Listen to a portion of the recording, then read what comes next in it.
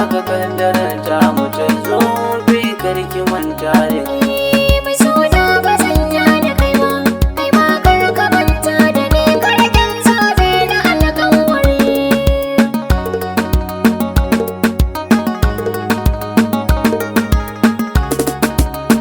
Duk mai burin ya sanya ki kuka Allah sa shi kafin ki.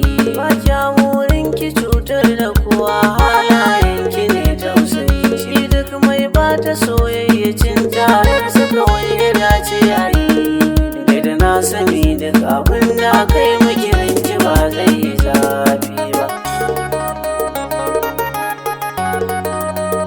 An ce son gaskiya na tsakanin yaya da iyayensu. Soyayya ta da ke hufi ta wuce dukkanin misalansu. So ne kan sagwara za su fadi suna kuka idanunsu. Haka so na canza halayya mai halin kirki ya sauya da mu. Mai suna ba zan ja da kai ba, kai ma kar ka manta da ni, karkin zobe na alƙawari. Ba kyawun ki ya ja ni ba halin kirkin ki ne kwaɗayi. Ke ce mai ƙarfafan gwiwa in ba ke wumi ya bar ma batu. Bacci ya kauracewa ido na sai haɗuwa dare har da rana. Zan wasa da kwai an sama.